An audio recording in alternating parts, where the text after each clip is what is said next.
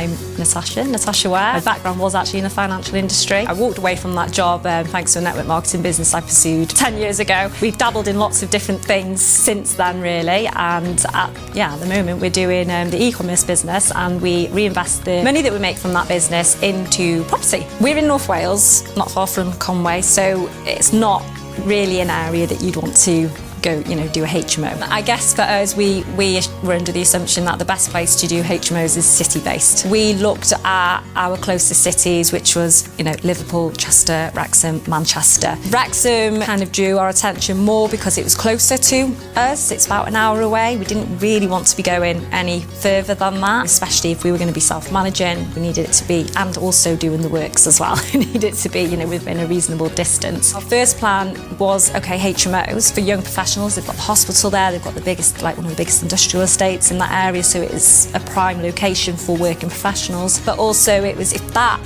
didn't work for us, then we've got serviced accommodation. There's a lot of Americans coming over now, and so that would work. And then you've got buy-to-let or flip. So there was plenty of plans for us there. But obviously, being in Wales, you mentioned obviously how Wales can be a little bit different to England, quite different really. So in Wales, you don't have permitted development rights for HMOs. It's kind of like a blanket ban. So you can't just take, a 3-bedroom house and turn it into a 4-bed under permitted development rights. You have to put a full planning application in. So we thought, well, if we're going to have to go through planning, why not go bigger then? So our first one was an 8-bed HMO, because we're going to have to put planning in anyway, so let's just go big or go home. The property that we found was literally, it was on Rightmove. It wasn't an off-deal plan or anything like that. It was sat there on Rightmove.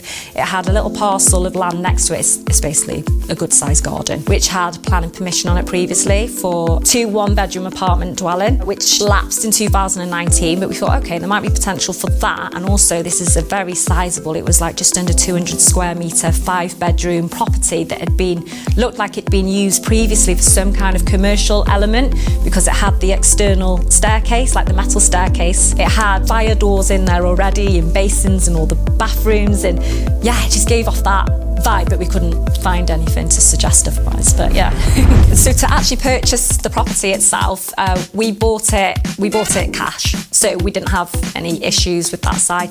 And the development costs as well, we did buy, that was cash as well. But what we decided, because we've obviously got the e-commerce business that's providing us with the income, we were like, we'll basically plough that into it as we go along. What we did is, because obviously things cost sometimes a little bit more than you originally planned for, is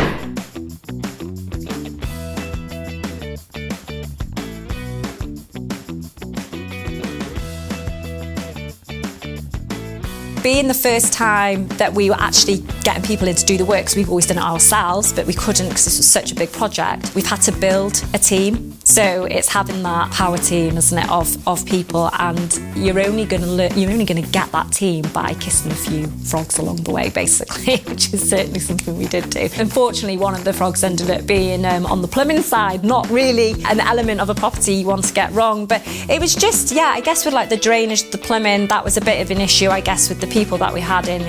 They gave it all the talk and not necessarily the walk, and showing up for an hour one day, showing up for a couple of hours another day, not putting in a full day's graft, which is what they're being paid to do. That was a little bit challenging, having to, because we project managed it all, getting everybody in where we needed to get them in. Whereas other trades were amazing, they would literally bish bosh it out within so many days. Could not fault them, and they are people that we would use again. That's a learning curve, and like I say, it's something I think everyone has to go through. The whole process, really, my mentor took me through this whole programme of actually what are our values, what season you are, like winter, summer, spring, autumn, and like the brands that you're using. There's quite a lot to it, and then it's creating the whole property. I was like, eight bedrooms. I've got to decorate 8 bedrooms and not just leave them, all the same. But it all kind of made sense. All the colour palette came from the values. My season is summer. We like to travel a lot, so I love the sun. I love,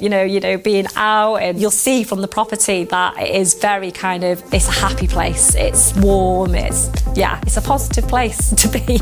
Obviously, the property was so sad and so tired. Initially, it was unused. It stank. It needed resuscitating. It needed coming back to life, and that is literally what we have done with that property. My husband, as me and my mentor were going through the design and everything, he was just like, no, that's going to look ridiculous. And I'm like, I'm just going to trust, because obviously you put your faith and your trust into a mentor that is so many steps ahead of you. They're doing what you want to do, and they've got that credibility. You can see it from the work that they've done. It got to the point where it was quite funny. We'd be like, when Vinny started to like what we were doing to the property, we're like, oh, we must be doing something wrong, But it did. As the property was all coming together, and all the colours and the colour drenching, which he was so not into initially, he was like, this actually looks like, this is really good, And as it all came together towards the end, we were like super proud of what we'd achieved, and the comments that we were getting, like, that positive feedback loop, isn't it, from the estate agents, from different tradesmen. So like when the tenants came in,